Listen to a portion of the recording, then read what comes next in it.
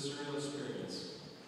While it was physically exhausting, I didn't count the line scene to continually stretch out the door all night. Spiritually, inside, it was surprisingly uplifting. The energy that I got from hearing the stories of how my father touched so many people is absolutely terrific. And it solidified in my head something my dad was fond of saying. That life is all about people.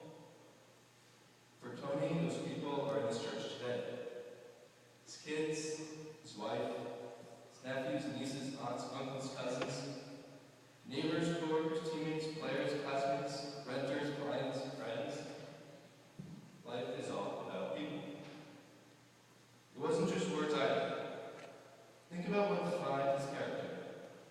Tony was wholeheartedly unselfish, non-materialistic.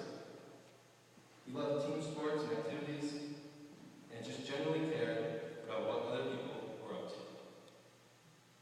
I've been doing a lot of thinking to try and figure out how Tony became Tony. And to the best I can figure, it was over 4 stages of his life. They are not exactly staged in years, with one starting and the next beginning, but important times that really shape the man who we are all here to celebrate. Stage 1, growing up in the Lafayette household. There is no doubt Tony's values were defined by being raised as one of 9 children in the old north end of Burlington. How can someone not turn out selfless when raised in such a large family? You hear some complain about being the middle child, maybe the second child of 3. No, my father was the 6th of 9. With a normally sized house and an abnormally sized family, this meant sharing. And not the sharing that we may typically think of today. Kids in his family didn't just share the bedroom, they shared the bed. They didn't just share the bathroom with their siblings, they shared the bathroom. As in, they had 2 toilets in the same bathroom. My dad was raised to learn that material things were not important, and things are done better together. His love for sports also developed growing up in this household. My dad's father loved sports and would take Tony and his other siblings to watch the New York Giants practice in Vermont and any local baseball or basketball games. Although my grandfather had polio and couldn't play much himself, each of his kids, including my dad, learned to appreciate sports. My grandparents too taught my dad the importance of caring for others. Although they were raising a large family and not overly wealthy, they always donated a percentage of their income to those less fortunate. Additionally, Tony learned early on in the old North End, you needed good relationships to get by. We loved hearing my father's childhood stories growing up.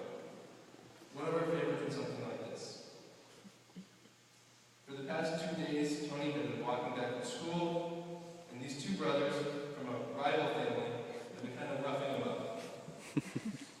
No, he either let me out why they were upset at him, or maybe my memory fails me, but it's not important.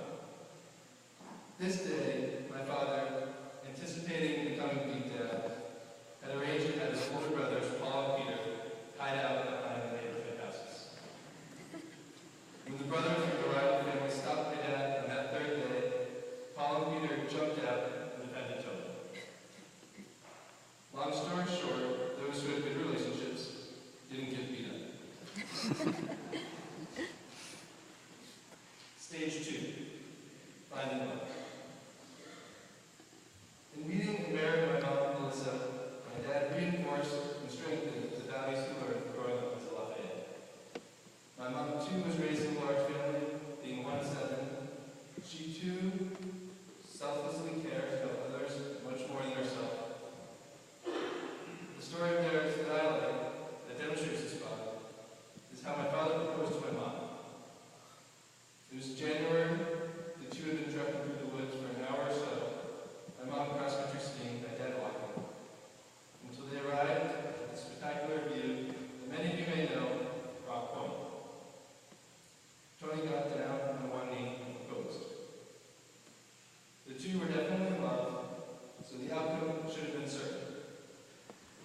But there was one thing missing.